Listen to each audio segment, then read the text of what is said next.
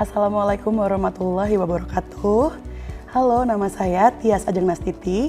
Saya adalah dosen di program studi Desain Komunikasi Visual di Universitas Internasional Semen Indonesia atau UISI. Latar belakang pendidikan saya adalah saya sudah menempuh S1 di program studi Desain Produk Industri, mengambil konsentrasi Desain Komunikasi Visual di Institut Teknologi 10 November Surabaya, dan S2 saya adalah di program studi Desain di Institut Teknologi Bandung. Adapun mata kuliah yang saya ampu antara lain ada Corporate Identity atau Identitas Visual, ada Tipografi, Bisnis Industri Kreatif, Etika Profesi HKI dan AI, Social Media Marketing, Technopreneurship, dan Proyek Desain. Hari ini saya akan mendeskripsikan mata kuliah yang saya ampu, yaitu mata kuliah Corporate Identity, atau mata kuliah ini juga sering disebut dengan mata kuliah Identitas Visual. Mata kuliah ini ada di semester 4 dan memiliki bobot 4 SKS. Jadi mata kuliah Corporate Identity ini adalah mata kuliah di mana mahasiswa akan mempelajari cara untuk membuat identitas perusahaan dari awal, mulai dari konsep kreatif sampai dengan implementasinya. Fokus utamanya adalah mengembangkan kreativitas mahasiswa dalam mengkomunikasikan apa saja kebutuhan perusahaan sehingga bisa menciptakan representasi yang tidak hanya estetik tapi juga memiliki tujuan yang baik. Mata kuliah ini menerapkan sistem OBE atau Outcome Based Education, di mana nanti mahasiswa akan merancang sebuah identitas dari perusahaan fiktif sebagai sebuah studi kasus. Seluruh proses desain nanti akan dimulai dari eksplorasi ide, riset sederhana mengenai karakter bisnis, pencarian konsep visual, hingga eksplorasi bentuk atau forms exploration yang kemudian akan dikembangkan sebagai sebuah identitas perusahaan lengkap beserta GSM-nya atau Graphic Standard Manual. Adapun capaian pembelajaran lulusan yang diharapkan adalah: pertama, mampu mengetahui, menerapkan, dan menguasai konsep teoritis dan praktis dalam rumpun ilmu seni dan desain, baik dalam pengetahuan sejarah, prinsip-prinsip dasar seni dan desain maupun komunikasi.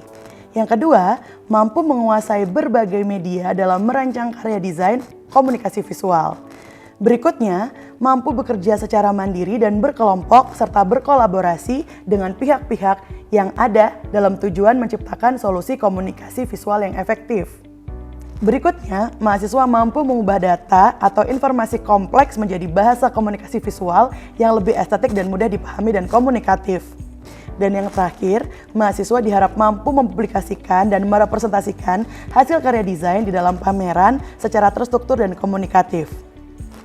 Dari CPL tersebut, ada 6 capaian pembelajaran mata kuliah. Antara lain, 1.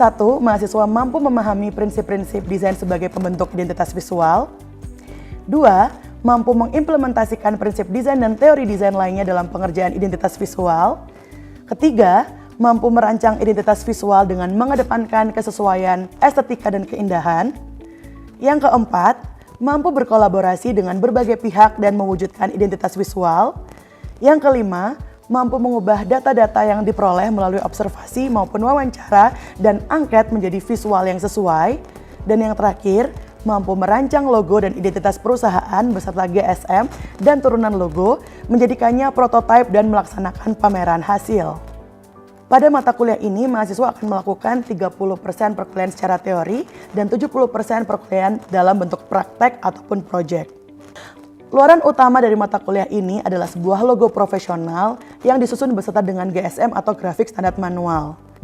Proyek ini disusun berdasarkan proses eksplorasi bentuk dan konsep desain yang matang. Mahasiswa diharapkan mampu menghasilkan identitas visual yang tidak hanya menarik secara estetika, tapi juga sesuai dengan kebutuhan perusahaan. Proses pengerjaan tugas pada mata kuliah ini dilakukan dengan beberapa tahap, dimulai dengan mahasiswa menyampaikan konsep desain awal, kemudian mahasiswa melakukan asistensi berkala dengan dosen, lalu mahasiswa melakukan perbaikan atau revisi, dan kemudian mahasiswa dapat mengumpulkan hasil desainnya.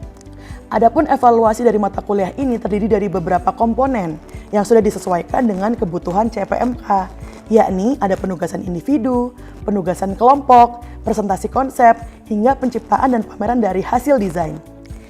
Berbagai tugas, bahan ajar, dan umpan balik juga ditampilkan secara transparan melalui aplikasi Google Classroom. Mahasiswa juga bisa berinteraksi melalui Google Classroom ataupun WhatsApp Group yang sudah dibuat khusus untuk koordinasi mata kuliah.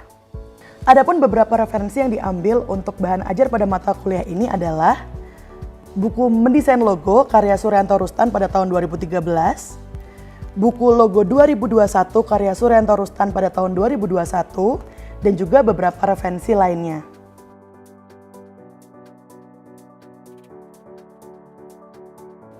Demikian deskripsi mata kuliah Corporate Identity yang bisa saya sampaikan. Selanjutnya, mari kita lihat cuplikan proses pembelajaran di kelas.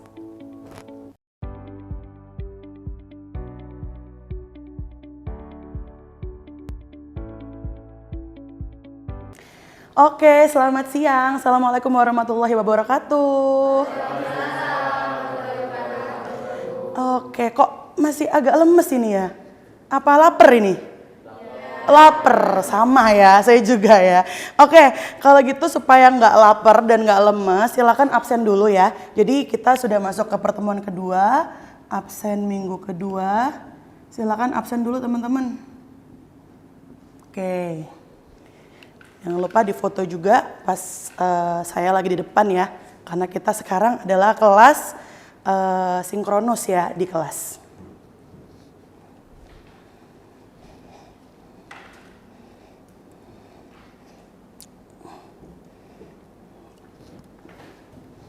Oke, sudah ya? Oke, baik. Selamat siang semuanya.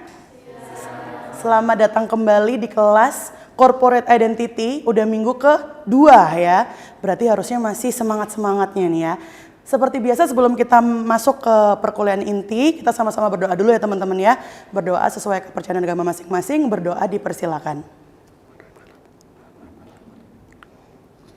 Amin, berdoa dicukupkan.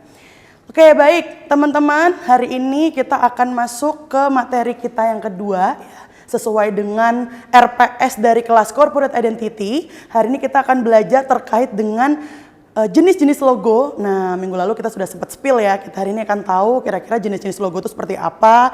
Kemudian anatomi logo. Dan yang terakhir kita juga nanti akan belajar praktek bagaimana mengeksplorasi bentuk logo. Karena ini sebenarnya merupakan salah satu capaian pembelajaran kita ya. CPL dari kelas ini yaitu mampu mengetahui, menerapkan, dan menguasai konsep teoritis dan praktis dalam rumpun ilmu seni dan desain. Baik pengetahuan sejarah, prinsip-prinsip dasar seni, dan juga desain yang bersifat komunikasi. Nah, untuk materi kali ini juga nanti ada CPMK-nya ada dua teman-teman ya. Yang pertama memahami prinsip-prinsip desain sebagai bentuk identitas visual seperti yang ada di kelas ini nanti ya. Dan yang kedua adalah teman-teman diharap mampu mengimplementasikan prinsip desain dan teori desain lainnya dalam pengerjaan identitas visual. Oke, kita mau review dulu nih ya yang minggu lalu. Masih ingat belajar apa minggu lalu? Estilasi ya, sempat jelasin tentang eksplorasi logo ya corporate identity. Nah, sebenarnya kita juga membahas nih tentang apa sih sebenarnya corporate identity itu. Apa bahasa Indonesianya corporate identity? Nah, identitas visual atau identitas perusahaan ya, tapi juga bisa kita sebut dengan identitas visual. Nah, kalau kita ngomongin identitas visual itu, nih ya, jadi identitas visual itu apa sih teman-teman? Objek gitu ya, objek atau icon gitu ya, atau sebuah representasi yang melambangkan suatu banyak nih ya, ada barang, ada jasa, ada manusia, ada tempat, kota ya, konsep. Loh, kok bisa konsep dikasih representasi gitu ya? Apa misalnya? Sebuah konsep, event gitu bisa nggak dikasih identitas? Bisa ya. Kampus bisa nggak? Bisa, band bisa. Jadi hampir semua gitu ya yang punya sebuah organisasi gitu ya atau peristiwa gitu ya atau bisnis. Nah, mungkin beberapa dari kalian ada yang pengen berbisnis nih. Itu juga bisa punya objek representasi atau disebut dengan identitas. Bahkan kita sendiri punya identitas nggak? Punya. Apa jadi identitas kita? Nama, apa jenis kelamin juga ya, itu kan masuk melekat dalam identitas ya. Ini kayak Mbak Rima ya, oh orangnya pakai jilbab gitu ya, sukanya pakai jilbab warna cerah, pakai kacamata, identitasnya melekat sama Mbak Rima. Terus Mbak Anissa, mirip-mirip sama Mbak Rima gitu ya. Nah, karena itu adalah identitas ya. Jadi kalau misalnya kita mau melihat identitas yang berbeda, ya mungkin kita harus membedakan identitas kita gitu ya. Entah kita mau kayak Mbak, siapa nih namanya, Mbak Indah ya, pakai jepit-jepit lucu-lucu, ini kayak Naikila mungkin ya, yang emang terinspirasi. Oke ya. Jadi kita bisa merepresentasikan sesuatu atau bahkan diri kita sendiri dengan menggunakan sebuah icon. Apa yang bisa direpresentasikan? Banyak ya teman-teman ya. Jadi kalau kita ngelihat di sekitar kita tuh ada banyak sekali. Bahkan di kampus kita pun juga banyak icon-icon atau logo-logo. Nah ini sudah sama seperti yang saya minta di minggu lalu. Saya minta teman-teman selain mengeksplor, melihat eksplorasi bentuk, teman-teman juga coba cari sebuah logo gitu ya. Dan minta tolong didefinisikan ya apa filosofinya, sudah berapa lama logo itu muncul. Nah dan gimana kira-kira apakah logo itu pernah mengalami perubahan atau tidak. Ada yang sudah mengerjakan? Sudah? Oke, sip. Ada yang mau menyampaikan hasilnya di depan kelas? Oke, boleh. Mbak Grace, silakan. Maju ke depan, Bu. Boleh maju ke depan. Boleh mau digambar, kamu menemukan logo apa? Ada di sebelumnya, Ibu. Apa Di tuh? slide sebelumnya. Oh iya, ada di sebelumnya. Nah, boleh, silakan. Jadi ada kemarin saya meneliti yang ini. Oh, FedEx. Iya. Oke, gimana? Kalau FedEx itu dia pernah berubah. Jadi dulu tuh lebih FedEx itu singkatan dari Federal Express, jadi Oke. disingkat jadi FedEx. Oke. Lalu ada filosofi panah kecilnya di sini, menandakan Oh, iya, kecepatan. Kita coba zoom ya, ini ya. Boleh. Nah, ini ya. Oke. Oh, nggak kelihatan. Maaf. Bentar.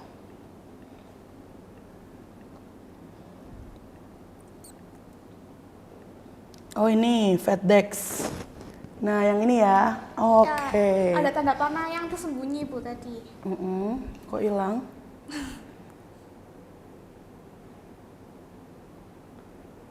Nah, ini ya. Oh, ini ya. Iya. Ini ada tanda panahnya. Ini apa? Ada filosofinya atau gimana? Ada artinya kecepatan, lalu dia tuh jadi artinya tuh dia maju dan ada yang nggak berubah-ubah gitu loh. Bu. Oke. Jadi konsistensinya dia FedEx itu ada dari panahnya. Gitu. Siap. Lalu Oke. ada filosofi dari warnanya. Kalau ungu itu kepercayaan dan profesional gitu. Bu. Oke, itu jadi yang kamu temukan ya. Iya. Oke, terima kasih untuk Grace. Kita kasih aplaus untuk Grace. Jadi memang salah satu logo yang cukup fenomenal ya terkait dengan FedEx. Dia punya arrow ya, panah yang menghadap ke kanan ya kalau dari kita. Itu memang ingin disimbolisasikan sebagai fast gitu ya, kecepatan, ketepatan dalam pengiriman. Karena FedEx ini adalah logistik ya, jasa logistik. Oke, ada lagi tadi satu yang Oke, boleh sharing, silakan. Gimana? Ini boleh, soalnya saya udah Oh iya, gimana? persiapin Ibu, Indomaret. Oh, Indomaret, boleh sambil dijelasin aja. Teman-teman mungkin udah tahu logonya Indomaret juga ya. Oke. Mau di depan? Di bawah depan boleh.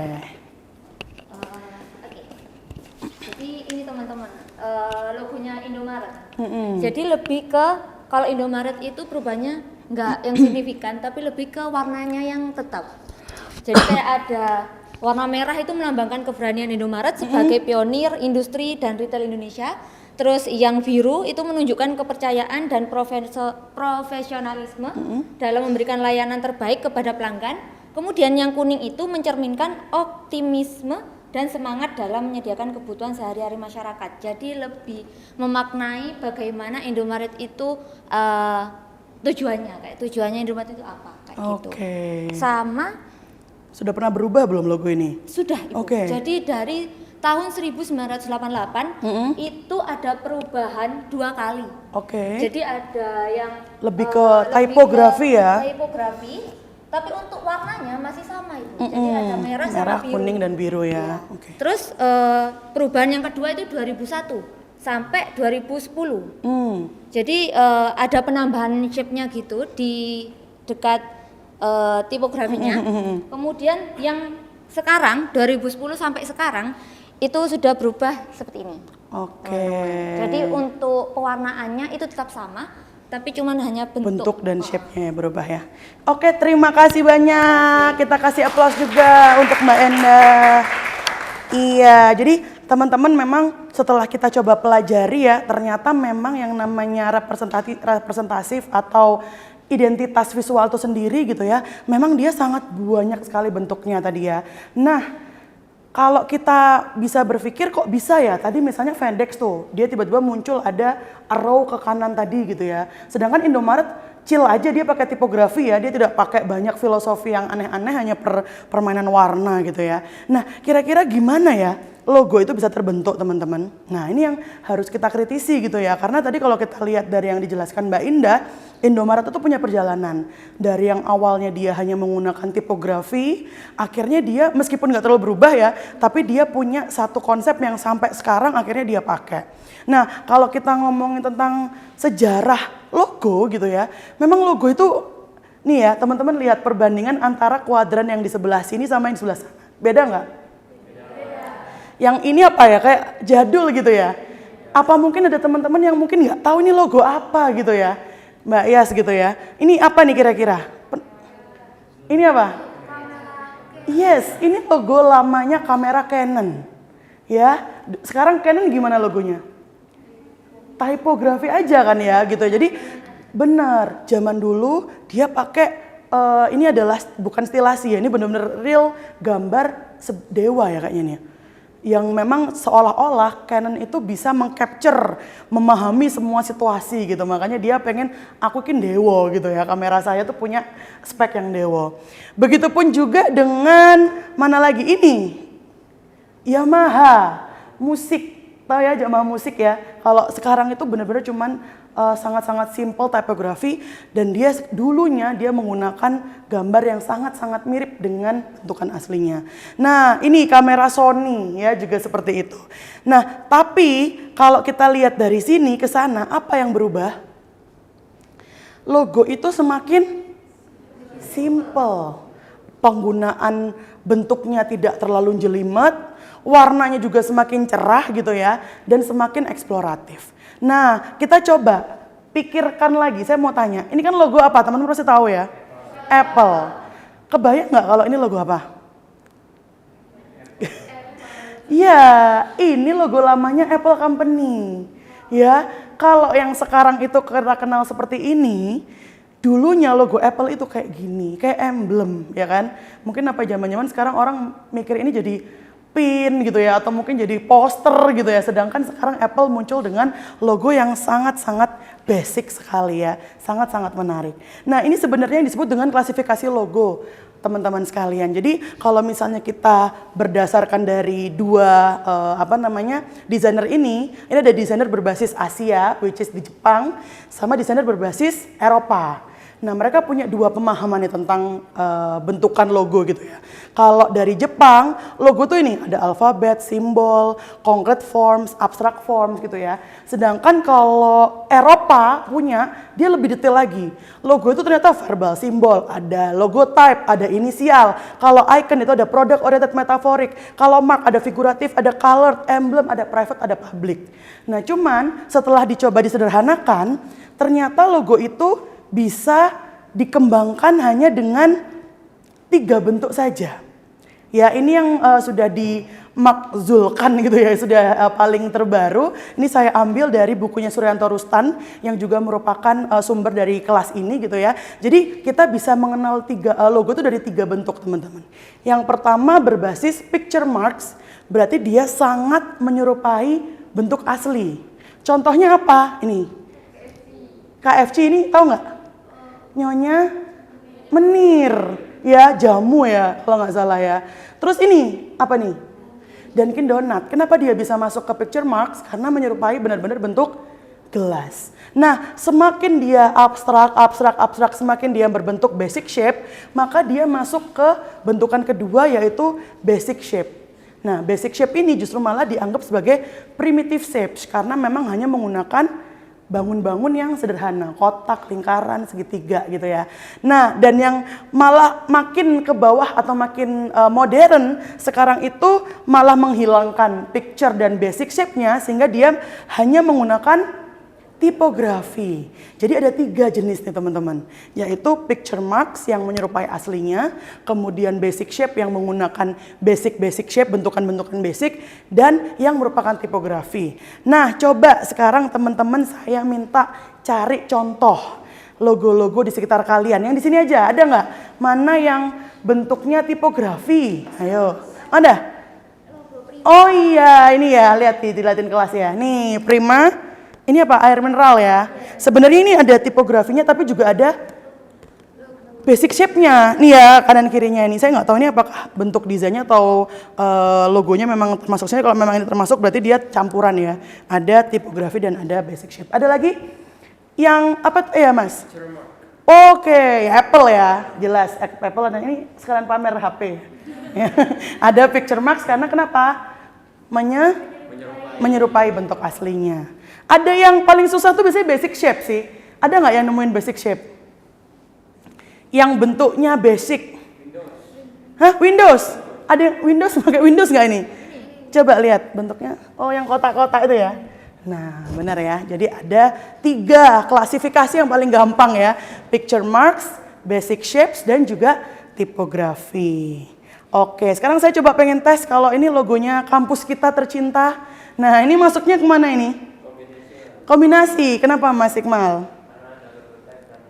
Siap ya. Berarti yang bagian atas ini adalah logogramnya, ini basic shape dan picture mark ya. Karena dia menyerupai bunga lotus ya, maka disebut dengan picture mark, itu bisa disebut dengan logogram. Nah, yang di sini berupa tulisan, ini bisa disebut dengan logotype. Sekarang kita tes lagi. Kalau ini picture mark, ini logo apa? Jangan-jangan saya tanya-tanya nggak tahu nih. Twitter zaman lawas ya. Ini picture mark karena dia menyerupai bentuk burung asli ya. Ada yang punya definisi lain, ini bukan burung Mbak Yas, ini kelelawar gitu enggak ya? Sama semua burung ya. Oke, ini tadi sudah dibahas juga sama Mas Iqmal. Ini apa? Apple berarti picture mark juga. Yang terakhir kalau ini. Duh, hilang sebentar ya. Ini. Logonya Nike apa? Basic shape, karena dia menggunakan basic yang abstrak ya. Jadi ini kita kuatkan lagi gitu ya, bahwa ada 3 klasifikasi pembentuk logo atau identitas visual. Yang pertama adalah picture marks, ada basic shapes, dan juga ada yang berbentuk tipografi ya. Oke teman-teman, apakah sampai sini ada yang mau ditanyakan? Silakan. Kalau belum saya kasih tugas nih. Belum? Oke, berarti kita kerjain tugas aja gitu ya. Oke, silakan. Ini akan saya coba buat karena minggu lalu teman-teman sudah belajar tentang stilasi ya. Jadi apa itu stilasi? Teknik untuk menyederhanakan dengan mengeksplor ya sebuah gambar atau sebuah benda lalu bisa disederhanakan. Nah, silakan teman-teman hari ini pilih sebuah objek benda apapun, boleh apa? Tumbler mungkin gitu ya, spidol, pensil, atau mungkin apapun, sepatu gitu ya. Silakan teman-teman coba eksplorasi dengan stilasi dan buat 3 alternatif stilasinya. 3 alternatif eksplorasinya yang berbeda-beda. Contohnya seperti apa? Contohnya seperti ini ya. Jadi silakan, ini saya ada kertas, kalau teman-teman nggak bawa bisa dikerjakan di kertas A4 ya. Jadi dari satu benda silakan di capture dulu gambarnya seperti apa, lalu bisa disederhanakan dengan menggunakan konsep stilasi. Dan kalau bisa konsep stilasinya jangan mirip-mirip ya, tapi benar-benar dibuat yang variatif ya. Oke, silakan. Sampai sini ada yang mau ditanyakan terkait dengan tugas ini teman-teman? Ya, boleh silakan. Naftali.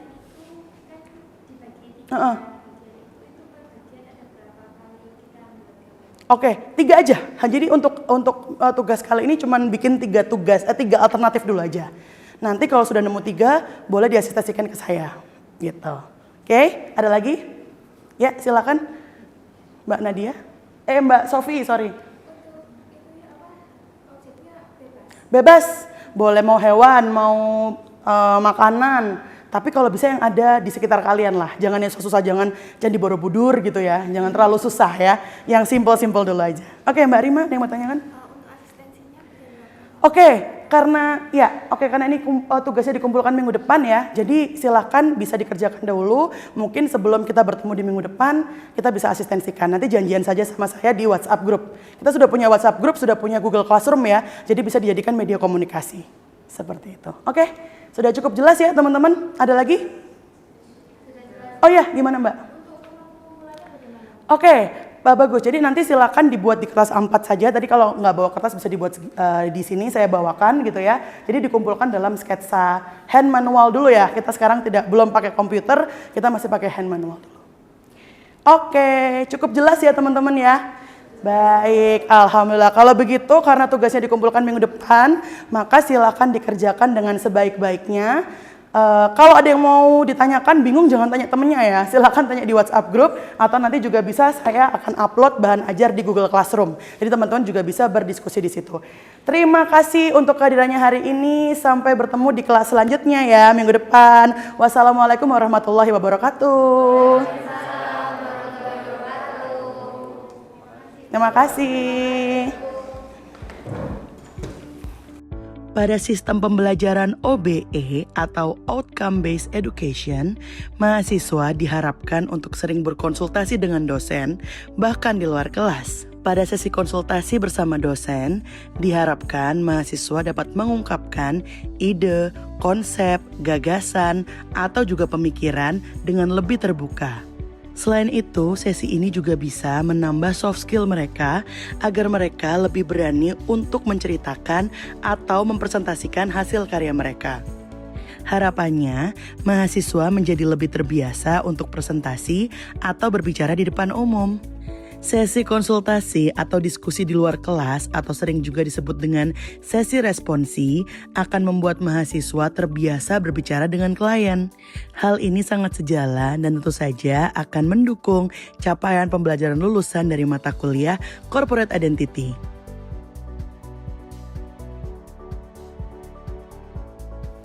Demikian yang bisa saya sampaikan. Saya Tias Ajeng Nastiti mengucapkan banyak terima kasih. Wassalamualaikum warahmatullahi wabarakatuh.